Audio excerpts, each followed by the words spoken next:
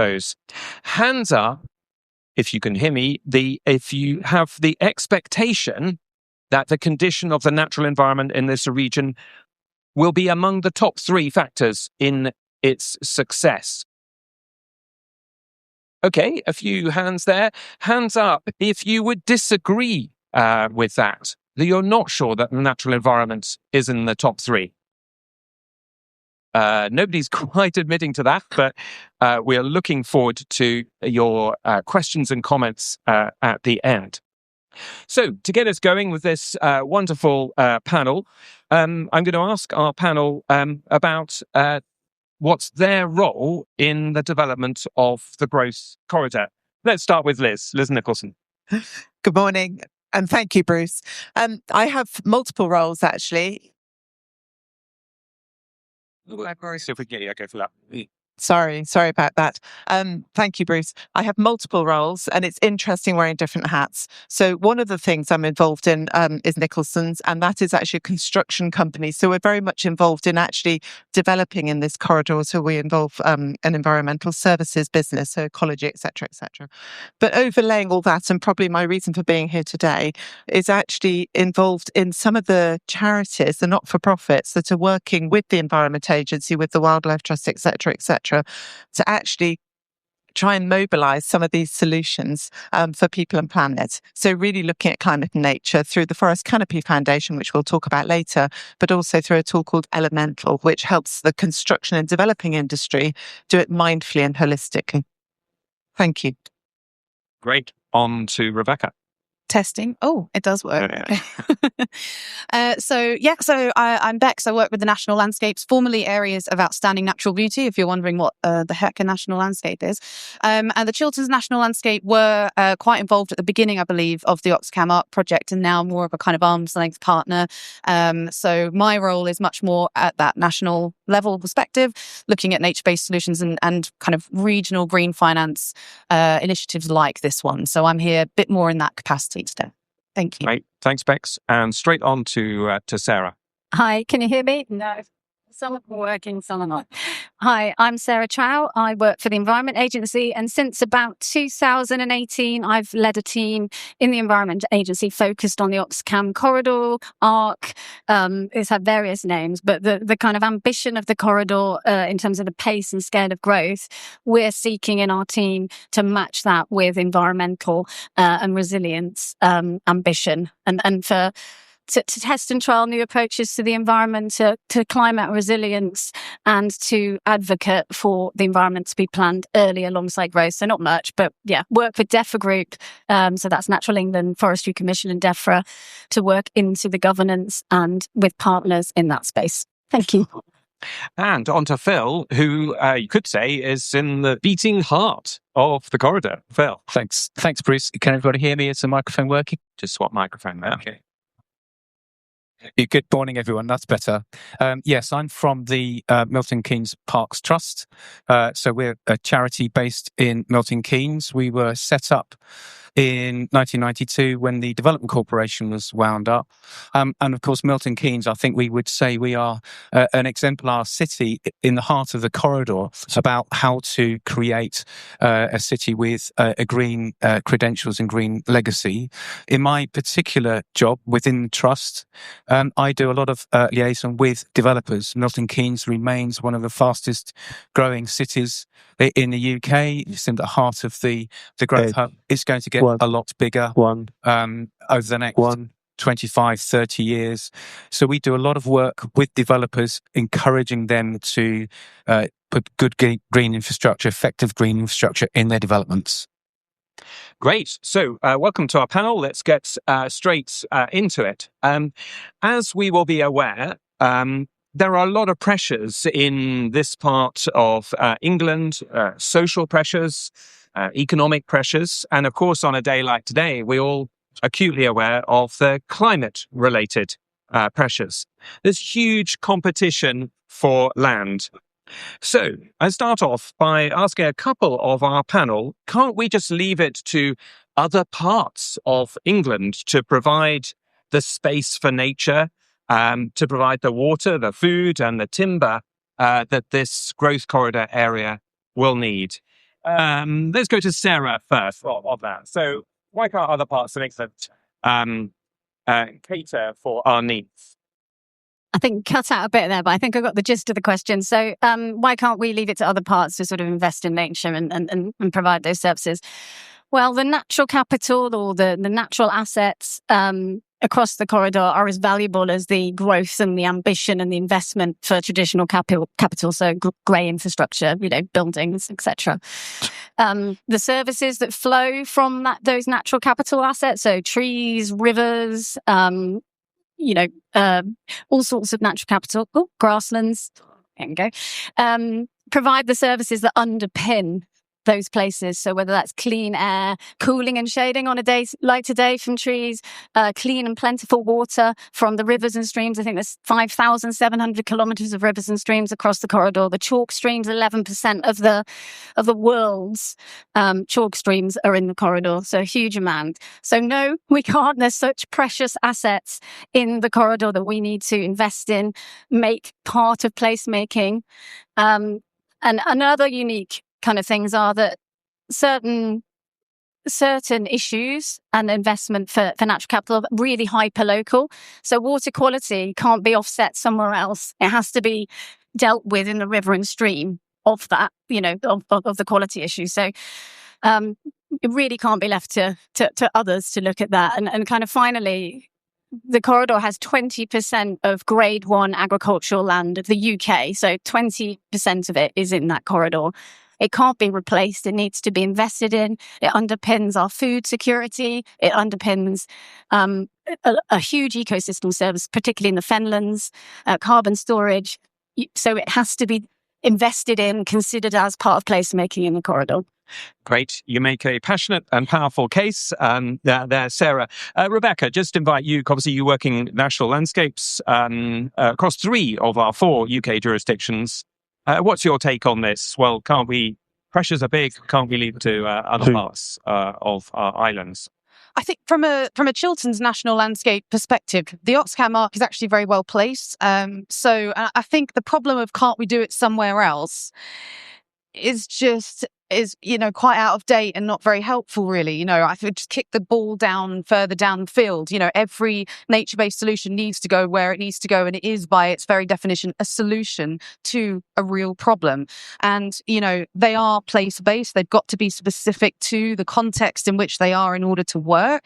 And so no, I don't think it needs to go somewhere else. I think other areas will be able to do similar things that are unique and needed by those communities in those areas. And working with the 46 national landscapes across England, Wales and Northern Ireland, the one thing that I know more than anything is that there's no template for any of this work that we do. Everything has to be specific to those communities in those areas, and those downstream impacts, both literally and figuratively speaking, need to be thoughtful, intentional, mitigated against. So kicking the ball somewhere else in the country is not helpful or a way forward.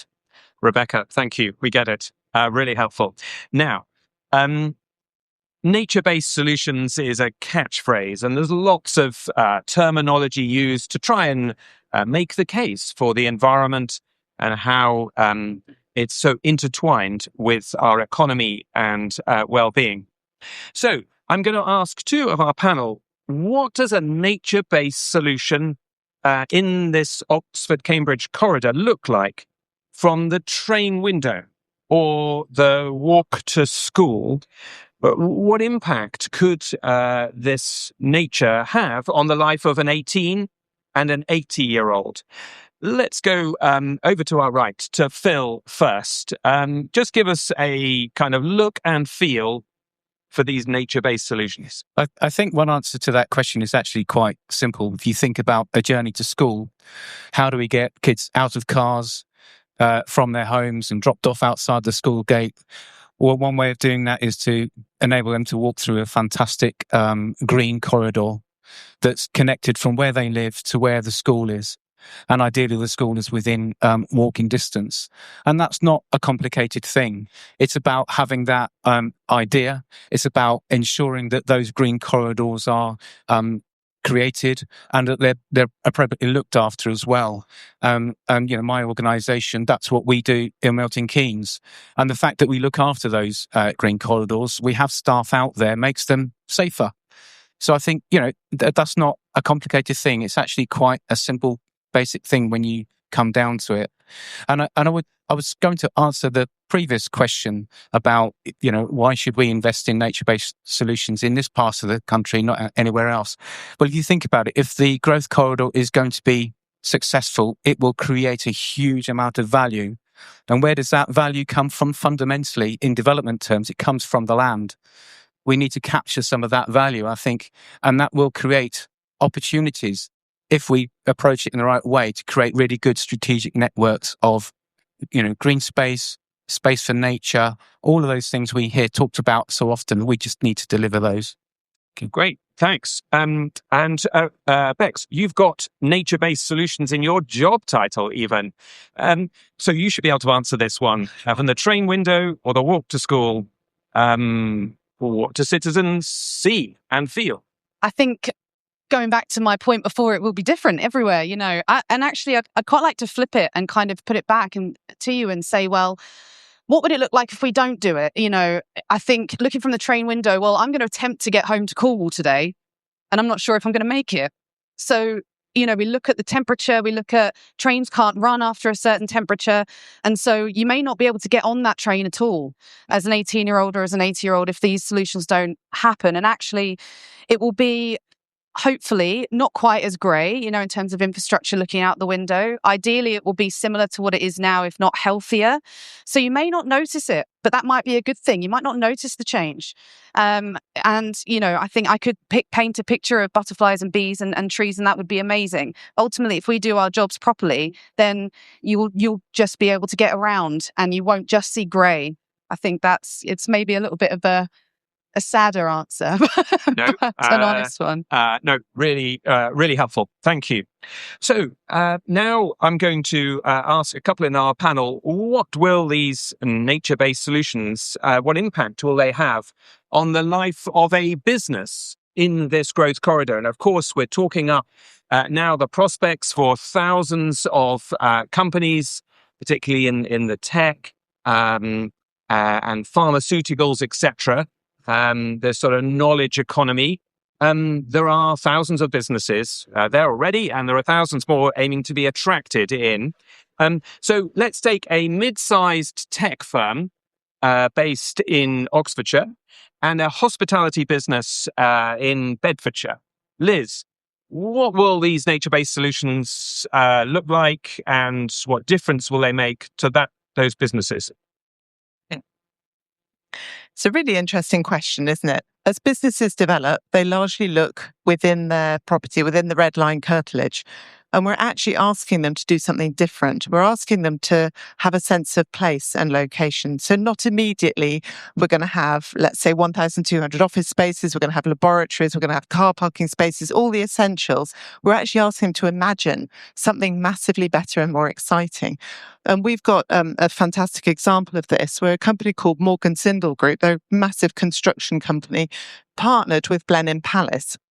And we enabled that partnership. And we're going to be talking about some funding later on. And essentially what underpinned that was we were able to describe and value nature. And I think that underpins a lot of the conversations we're talking about today. We say nature-based solutions, but what do we mean? And you're right, not just bees and butterflies. We're actually talking about connected green infrastructure. So hedgerows, trees, not always trees in woodlands, but trees in cities, trees in towns, trees on the way to school, waterways, watercourses. There's so much that's accounted for here. And what Morgan Sindall Group did at Blenheim, we planted, it was 250,000 trees actually, and it massively helped infiltration. So it improved water quantity and water quality. And as a sideshow, it massively sequestered carbon in this incredible woodland, 120 hectares of woodland across Oxfordshire, just on the sort of western boundary of the Oxcam corridor, if you like. But actually, the social benefits were the ones I probably feel most excited about, and what that meant to the employees of Morgan Sindall, who, by the way, nearly all came to visit their woodlands. and to have a part of that was really meaningful. Now, that was geographically disconnected from their place of work, which I thought was a real shame, actually. And the opportunity we have today is to discuss a framework that enables people to be much better connected from workplace to nature. And that's the dream. Great. Now, Sarah, over to you, and the difference this is going to make to businesses. Yeah, just picking up on the great comments that Liz has made around tech firms and the kind of real aspirations in the corridor. There was an announcement, I think 2 weeks ago, around what's called the Supercluster, which is a group of big businesses in the corridor that have come together with a real vision for what they want to be, which is one of the world's top 10 innovation clusters, sort of R&D clusters, that sort of Silicon Valley of the UK, if you will. And part of their description is about investment in people, well-being, natural capital and social equity. So they put it on paper couple of weeks ago, launched it. And I think we've got the opportunity, as you've said, on individual sites to really help people understand the provisioning, regulating and cultural services that flow from those assets. So you described some of them there, but, sense of place or just beautiful places to work, that's your cultural services, but regulating. So flood management from trees, cooling and shading, air quality. But we have this opportunity that these investments of these R&D sectors are going to be in big clusters. So they're not going to be individual investments. They're going to be huge kind of developments together. And I think we've got the opportunity to work with them as a group, educate them on thinking in a natural capital way. So natural capital is a way of managing your climate and growth risks to deliver more for the communities, the environment, and the economy, if you do it properly. And we can educate them and help them invest in the right things collectively so that you get corridors for nature. So you don't just get a site-by-site investment, you get these corridors. And I think you said about hospitality, an example of a restaurant, really topical, trees, cooling and shading. People can sit outside on days like this. The attractiveness of that part of your business for people walking past all the other restaurants, cooling. The visual sustainability as a brand. There was a great session yesterday about not siloing sustainability off your brand and how you do that. I think those are the sorts of things for hospitality that really make a difference of thinking about nature-based solutions. And the final point is climate resilience. Having your own rainwater harvesting systems on your, particularly tech firms have large flat roofs. We're in a world where water is scarce. Your own resilience to run your business and collect that water yourself and use it to drive, whether it's cooling for data centers, your own business is a real big draw. Okay, thanks. This gets us right to the core of business success. So, I've got just a moment now. Maybe Phil, anything you want to add on this? Obviously, the Parks Trust looking after this infrastructure that serves a lot of businesses in the Milton Keynes area. What's your take on the value of a well stewarded environment for the economy and for businesses? I'll give you a perspective from a particular one from our organisation. We have the job of looking after by area. If you took a line on a map and drew it around Milton Keynes, that's about 10,000 hectares. We own and manage 2,500 hectares of that land. Now, a lot of that land is, there is a cost to maintaining that, where there is no income from it. But our approach is to try and make the most out of the potential economic value of that green infrastructure that we're responsible for as well, where we can. Now, obviously, we are starting to look at biodiversity net gain and how can we, work in partnership with developers to help them, deliver their biodiversity net gain obligations. That's one way we can, fund that, make that work, deliver that for nature. But also, we try to run our landscape in a productive way. Our tree thinnings, they go for, when we're managing our woodlands, we get some economic value out of those. One of the things we grow in Milton Keynes is cricket bat willows, I should say, not the bats, the trees that the bats are made from. That is a way of generating value. That's a business line for us. Clearly, there's recreational business as well. And what I'm getting at is that example of making the nature-based solutions, the land use for that, the green infrastructure, those areas, there is an economic value, that where revenue can be created if you design it from the outset with that in mind. It's about creating networks of green infrastructure that work, that produce food. And we can do that. It doesn't all have to be land that's just put aside as a nature reserve and that's it, you can't touch it. It's not about just creating areas that don't have other, values and are seen as liabilities. If you approach that in a really sort of at scale, strategically, and think about how can we make those landscapes work and productive, then you can sort of run it as a business and not just as a liability that's got a cost and no monetary value to it. Okay, really helpful. You all make a really strong case, thinking of individual citizens and also enterprises in this part of England. We're going to now get on to thinking about, well, how, if we think that these nature-based solutions are of value, how are we going to ensure that that's harnessed? So I'm actually going to ask all our panel to comment on this one. The role of government in getting these nature-based solutions woven into the corridor, and the role of the private sector, which is these enterprises and their supply chains and their investors. What is that role? Government and the private sector. Perhaps let's start with Liz and work along. It's such an interesting question, Bruce.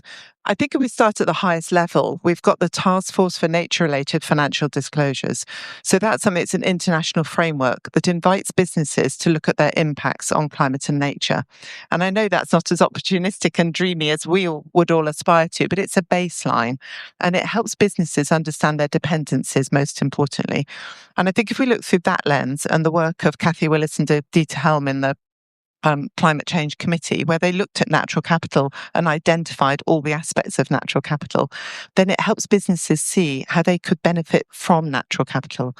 But to me, there's a lot of language in this sector that actually isn't really well understood. Like, what is the value of natural capital? Who is paying for it? People talk about multi-billion-pound investment. I remember taking a call from a lovely American lady once who said, I want to invest in the UK natural capital. And I said, well, what particularly? And it was carbon units, perhaps connected to nature. And I came up with the portfolio and it was like £2 million worth. She said, gee, that's not enough. We won't consider it for less than I think it was 11 million was minimum, but actually ideally up to sort of billion would be better. And that was really for pension funds in the US, and they wanted to invest in nature. But I think before we run to that, what are we selling? What is it? What are we asking people to invest in? And to play to that point, I think the critical thing we need to deliver, specialists in the industry and partners collaborating, is we need to describe nature better. We need to be able to evaluate it and then monitor and measure what our impacts are. And until we can do that, I think businesses actually will struggle to grasp it. So carbon units are an example. Biodiversity net gain units are another very successful example, I would argue, where actually people have successfully described and it can be evaluated. And I think that's critical path, actually. What exactly are we talking about? Really helpful. Right, on to Bex, role of government and the private sector. Yeah, I think just to follow on quickly from what you were saying there, Liz, I couldn't agree more. The terms natural capital, net zero, biodiversity net gain, they're accounting terms and scientific terms. And for, the average person, that means nothing. And so we see what we are seeing. Those terms are weaponized. People put their own meanings to them. And we start from -10 instead of 0. So that, I think, is a bit of a problem. For me, I'm a bit less kind. I think businesses are going to have to be forced. We need regulation and compliance. It's coming. I think if the TNFD becomes mandatory like the TCFD, the carbon version was, then for us, that's where we see the real opportunity and potentially the floodgates opening, potentially then money into nature. So we are working with DEFRA. I am a DEFRA investment into nature, finance. That is what I'm funded by DEFRA and our team is growing. We're doing loads with the national parks as well. So I am an example of the government trying to move in that direction, which is great. And so that's their side. And we're working really closely with DEFRA all the time, trying to feed back the opportunities for improving BNG. It's 2 years old, 3 years old, whatever, it's like anything nascent there's plenty of room for improvement. And then on the business, private sector side of things, until we get the compliance and the regulation, then we are having to make the business case for why you need to invest in nature. And, we speak ecologists, we don't speak economists, and so for nature charities who we're already very stressed for time and resource and money ourselves, we work in, 1 or 2 year cycles, and change of government, all those things we're really vulnerable to. It's hard work. It's hard work. I have to learn terms that I've never heard before. I have to figure out how I make hedgerows compelling as a PR thing to invest in. We know why hedgerows are important as a conservationist, but businesses won't necessarily care. So there's a delicate dance happening. We need the regulation and we need the compliance. In the meantime, we are having to make the business case. If we can unlock that, then we can work with them and hopefully they'll meet us halfway a little bit more. But it's vital, right? We've got a roughly £7 billion nature funding gap every year. And so to meet all these amazing national and international targets we're being set, we need the money to do it. And we're going in the right direction. So that's, I think, reassuring. Great. Now, Sarah, you obviously have the ear of DEFRA, but the Environment Agency has a working relationship with many thousands of businesses. Tell us your perspective on this. So totally agree with my colleagues here that the language, the multiple terms, the multiple funds and siloing it isn't helpful, and aggregating it, i.e. scale, is what investors want, as you said, and we have scale in the corridor, so that's great. We have good partnerships, and there is a good ambition of thinking of the environment in this place. So great place to test and trial. So one of my remits is to test and trial toolkits, new approaches. We've created a natural capital account for the corridor with support of partners, many on the stage here. I think the annual assets in the corridor are 2.4 billion per year that flow from the assets across the corridor. So huge amount to invest in and protect. I think regulation, So one of our roles is to test and trial and evidence what we need to make a change for the resilience of the assets across the corridor, particularly water for the Environment Agency. And one of the things, innovative policy, one of the test and trials we did was looking at rainwater harvesting across the corridor. What would it give if you could retrofit? And it included some of the new growth, sort of big businesses across the corridor. What would that do to the investment? Well, the cost of water scarcity over the next 5 years, right? And it was 30%. It would take out 30% of the issue of water scarcity. But the regulation for people to have rainwater harvesters and harvesting and use them isn't there. So there's elements that are really tangible. And things like grey water reuse. The biggest user of water in this country, of potable, so we mean drinking water, is an offshore oil rig being cooled by drinking water. The regulation needs to change. But absolutely agree. It's working in partnership. Regulation has a role. Toolkits, we're all developing toolkits and things that help businesses. The government has a role in that and in funding that. I don't want to add too much because I really agree with what you said. So I'll pass on. Thanks. And on to Phil, from your perspective, Milton Keynes. Again, from my perspective, I think there's a gap between what I'm talking particularly about development, new major development, again from perspective of how that is taking place around Milton Keynes, which is what I'm involved in. I thought there is a gap in support for developers. I think too often developers themselves see environment, nature, things they have to do as constraints. They've got to provide space for great crested newts because of the regulations around that and around protected species, or they've got to provide space for bats. It's too negative. And I think there is also, from a governmental perspective, there are planning policies in place. Like in Milton Keynes, we have policies to extend linear parks, to extend green corridors out from the city. But who in government is actually driving that? They are leaving that all to the developer to do. The developer, again, might be seeing that as a constraint rather than having real meaningful support. I mean, we as a charity, we try to fill that gap in Milton Keynes. We try to have that proactive role with the developers and make that type of delivery be seen as an advantage, as something positive for them to do.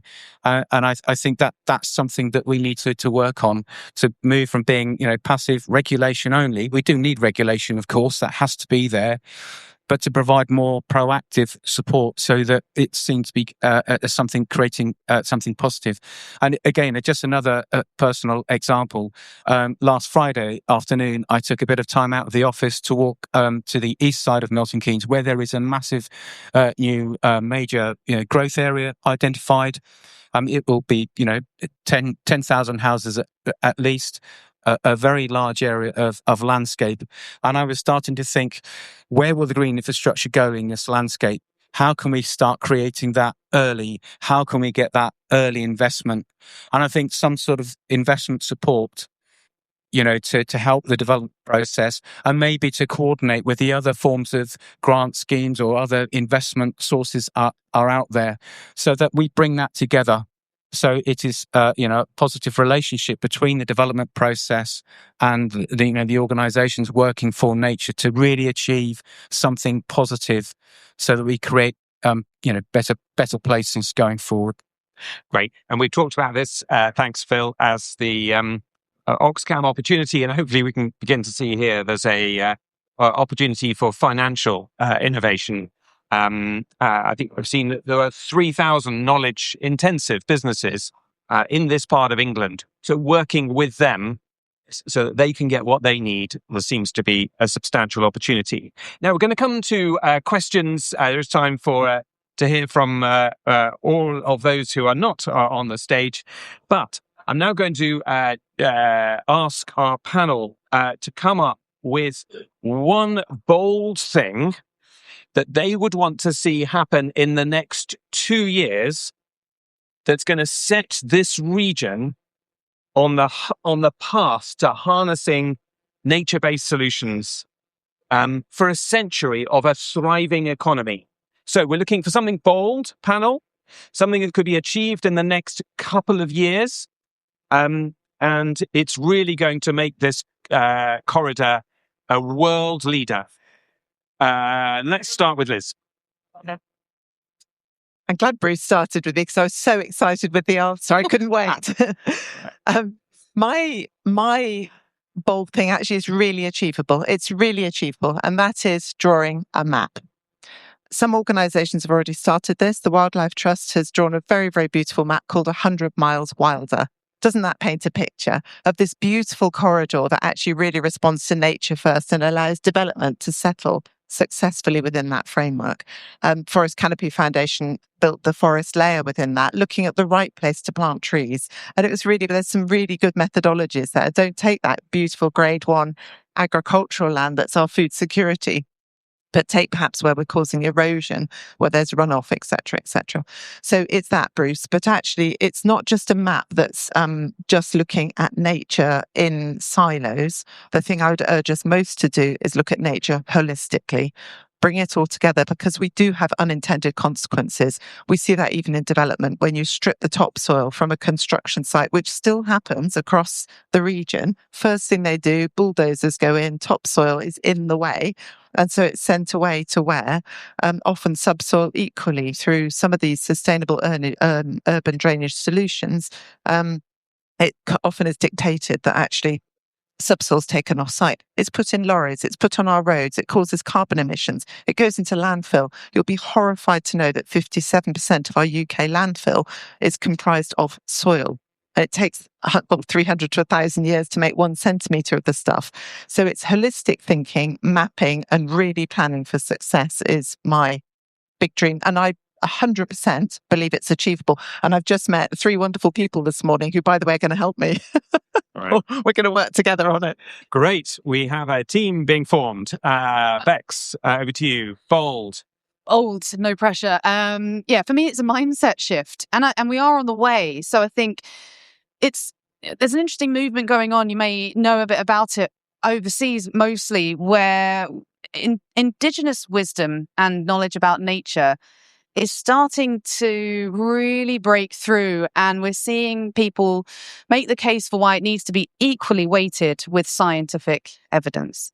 And we have put hundreds of years into science and discovery and figuring out how nature works and how we can improve it. And actually, if we'd spoken to the people that have been doing this for years off their own back without any of that, it's the same kind of solutions, if not better. So I want to see nature-based solutions weighted the same as the grey infrastructure in a similar way. How do those things compare and contrast, and how do they complement each other? And, a slightly bigger ambition, I suppose, is to take nature out of the party politics question and have it as it's a cross-cutting theme, right? No matter who you are, how you vote, any of that, this is the greatest connecting issue ever. We are nature, it is us, and to have it weaponized is unhelpful. And yeah, so I think that's my battle cry. And then within that, if we can make nature-based solutions so irresistibly compelling that they're a no-brainer alongside the grey infrastructure, then we're on to a winner. I think that a lot of that is on us. And I want to end on one of my favourite quotes, which is, if you want to change the world, throw a better party. And that's what we're trying to do. Like your positivity. Okay, Sarah. Brilliant. Really building on those 2 points, it's as if we rehearsed, we haven't. But you find the opportunities, you map them, you understand them, you prioritize them. You get the language and the culture there to want to get involved with that party and come to the party. And you provide, what I want is you provide a mechanism that's built into the new growth vehicles. When I say that, there's 2 new development corporations announced in the region. There's two new towns. And as I said, there's innovation clusters, which have come with them lots of money and lots of early planning that's starting now. They're talking about what they want to do. They're planning it. They're planning the investment. So building into that, planning for nature and climate resilience, so land and water, and creating a mechanism. It sounds all techie and financial, but a way that makes that investment achievable, understandable and accessible, and of the scale. You mentioned, Liz, that these people who are investing in patient capital, so understanding that return on investment is going to be years in the future, and being okay with that. R&D sector is expecting no return for a long time.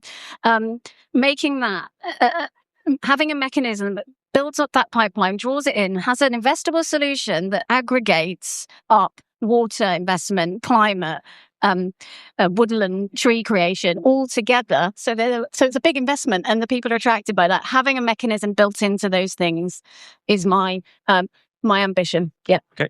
Really helpful. Sounds like we've already got a lot in place. What we need, Phil. Yeah, I was going to say delivery mechanism as well. I mean, as I've said, a couple of times in this session, I think developers are maybe left a bit on their own when they come to plan and deliver their developments in terms of who helps them, who supports them in delivering that integrated network of green infrastructure, but also looking beyond the boundaries of the red line of individual developments. What delivery mechanism can we find, a delivery mechanism that helps us deliver some of the sort of at scale nature-based solutions? I mean, the example I'll give on that is sustainable urban drainage. Individual developments can and should, in a way, deliver locally based, estate-based, sustainable urban drainage systems. But that's not leading itself to create strategic scale new wetlands or renaturalizing river corridors. Where is the delivery mechanism that would enable us to do that? And can we do that? Maybe it will be through, development corporations having that as part of their remit, possibly. But whether we can do that in 2 years or not, but there we go. Great. Really helpful. And as I hope you've seen from our panel, there is a lot that's already in place in terms of expertise and resources. And I know Liz would love to talk to people afterwards about Elemental, a really exciting tool to help these developers that Phil has mentioned to actually see the business case for doing things differently. So we'd love to, this is a conversation, we'd love to hear from your questions and comments. Please put your hand up, and I think there are microphones, or a microphone is going to be passed around. Wave at me because it's bright lights here. I can see one there. Just say who you are, where you're from, and as succinct as you can. Yeah. Can you hear that? Yeah. Go for it. Can you hear it? Yeah. No, that's the one that doesn't work. All right.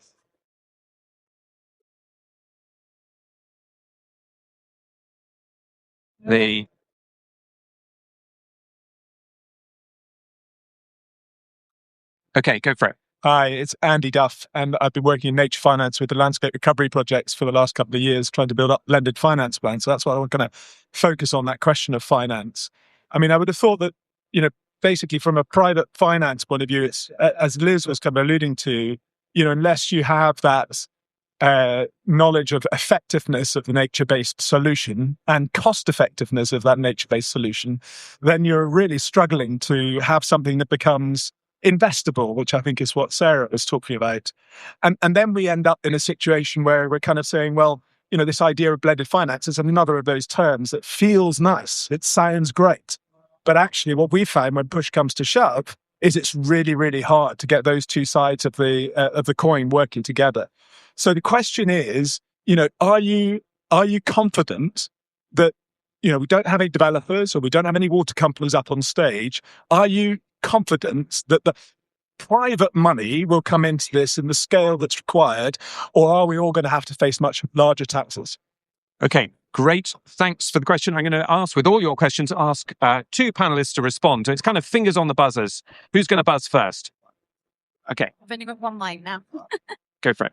Yeah, thanks. We work with quite a lot of the landscape recovery projects as well. And I think it's a really important point. I think from working with DEFRA, as I said, that we do, as my CEO would say, the mood music is glass half full. So we think that yeah, I'm confident. I think our business cases are strong. We've got the data. We've got really strong demonstrator sites now, and so even if the regulation is too slow or whatever, we are getting better. We're getting more agile. We're working together, with more strength, I would say. So, I don't know if you've heard of Nature North. You probably have. If you're working in landscape recovery, I'm part of the Nature Southwest team. So, there's Nature Midlands or Midlands Nature and Nature Southeast, and these are initiatives driven partly by Natural England colleagues, bringing interdisciplinary stakeholders together to also work on and solve these problems. And so I think even though it sometimes feels like we're pushing water uphill, all I see all the time are interesting innovations and groups of fascinating experts coming together that never would have done this otherwise, coming up with new ideas all the time. So I am confident, and it's just on us to keep making that really strong case, show the demonstrator sites as they succeed, which they already are, and force it into being, I think. Okay, great. One other panelist has the opportunity. Liz, go for it. Yeah. So there's two levels to this, aren't there? There's the national infrastructure and that high level. I think, and then there's the more local business appropriate. I think we're really struggling here that we actually don't have enough definition, and we need to pull our fingers out and define nature actually quickly, create a nature unit. I tried to do it 3 years ago through Forest Canopy Foundation. We described what a nature unit would look like in woodland. It tied in with Natural England's biodiversity metric. But at the time, I was advised by very high authority that actually the market wasn't ready. Well, I think that has to come from government now. When it's BSI have done a huge amount in leaning towards definition, and the rules of definition still haven't answered the question, have they? And so I think we need to collaborate. I'm going to be coming to find you. We need to collaborate to actually define a nature unit in the way we define carbon. And so absolutely right what Bex is saying about TNFD. If that takes the status of the Task Force for Climate-Related Financial Disclosures, your nature units alongside your carbon units, then we're starting to talk. We have a product. We all know in business, you have to sell a product, don't you, right? So that's number one. That answers that sort of national framework. On a business level, if you'll just humour me and then I'll shut up for the rest of the panel. On a business level, there's a massive point here where we can demonstrate what nature does for business. And Sarah alluded to earlier. If you take your employees and you allow them to have an extra 10% access to blue and green spaces, provided in Milton Keynes, for example, then you have a 7% improvement in mental health. Or those of us who run businesses and track sickness records will know what that means economically. Straight away, ka-ching, you have your answer. And that's before you've even looked at some of the other impacts and benefits, biodiversity net gain on development. On developers, they typically take all that soil away. I mentioned it earlier. It's expensive. by using tools like Elemental, Bruce mentioned, anybody come and talk to me about it if you're interested, we saved £1 million on each of the first 2 developments we worked on. Developers can win if they pay attention to nature. There's an economic case within the development holding, so on a micro level and on a macro level. Thank you. Great, thanks. And of course, at the western end of this corridor, in a national landscape, we have the work of the Evenlode, the farm cluster there, participating in the landscape recovery scheme of the agro-environmental scheme, with private money and public money going hand in hand already. So thanks so much for that prompt. Other questions out there? Hands up, wave at me. Okay, yes, here to the front. And say who you are, where you're from. Thanks, Bruce. Rick Eels. My question was about confidence, and you've kind of partly answered it. But I'll pose the question from being sort of half full or half empty, let's see. But so maybe for Sarah, in terms of confidence, having worked in the Oxcam area on toolkits, we have lots of toolkits, we have lots of plans, and we've been talking a long time about this scale of ambition and growth and the opportunities in terms of nature-based solutions. But when you look at the challenges in terms of water quality, water quantity, and the water environment, it's a big challenge. So maybe just to put you on the spot, are you optimistic that those challenges will be addressed specifically within Oxcam? Thanks for your question. Yeah, as I said, I've been in this space for quite a while, and it's ebbed and flowed in terms of the backing or the power behind the programme. We've kept going on because 2 things remain. There are significant water challenges, but there are, I think, significant water opportunities if you work at scale, cross-boundary, and in an integrated way. So one thing we're trying to do with water companies, developers, we have a whole kind of board of all the 4 water companies in the corridor, is think about what we can do in an integrated way. So am I confident that we can... Was the question, can we solve the problems, or can we just kind of mobilise what we've been talking about in terms of investment? I think we've talked very well about a lot of the opportunities. Yeah, but the risk, mitigate the risks actually, of it. Will it be delivered? Is this opportunity going to be realised? I think there is a lot of evidence now that can be monetised, and there are a lot of people wanting to invest in the climate resilience so that growth can be realised. So if you think about Bedford's, you think about the Universal Studios, 9 million visitors a year, the 1.2 billion in the road infrastructure that's been announced last week, the rail infrastructure. They know that there's a water issue that needs to be addressed for that to happen. And there's a lot of discussions and investment and kind of will to get that investment there. So do I think I'm confident? Yeah, I am confident. And I'm really, really pleased with if you haven't seen it, the Superclusters vision, that is the businesses that are invested this money in this space. One of their points is about meeting the water challenges and looking at that investment gap. Have a read. It came out a couple of weeks ago. So I am confident, and the partnerships have remained. We're all still working in partnership. The tools, like you say, those techniques. Yeah, I think I am confident. I think I can say that. I think it's going to be really hard, and I think the investment gap is big. So to give you Public First quantified the investment gap. So the cost of not investing in water resources over the next 5 years in the Oxcam corridor was quantified at £25 million. So it's a big investment gap. And one thing, look out, we're about to launch with government, with the Oxcam unit, the water story for the corridor, which articulates the challenges clearly, articulates what needs to be done clearly, and talks about some of the things that are already happening that we can build on. So exactly like you, do they understand the challenges, the breadth of them, and what needs to be done? We wanted to baseline that and clearly say that as part of the ambition. So that's coming out in a few weeks.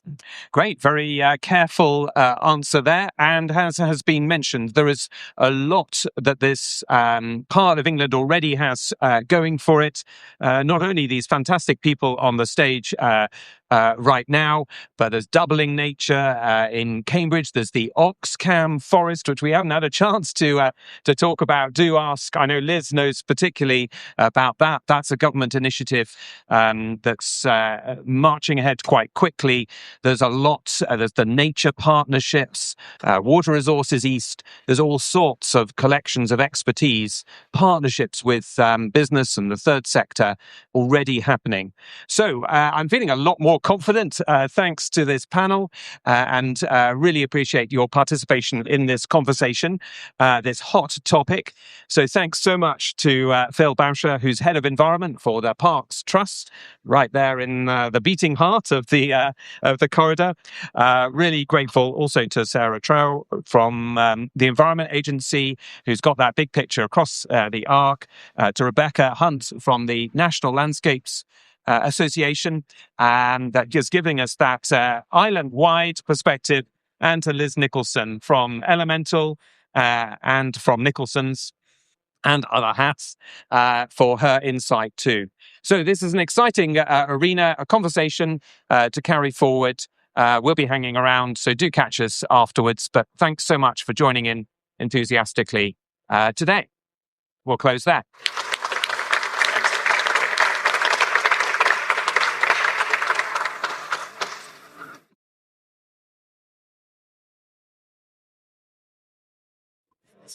We'll just leave your microphones and your headsets. Thanks.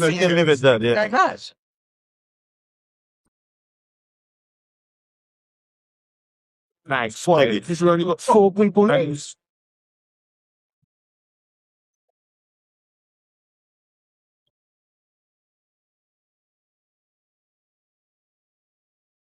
So years gathering was. I will want more.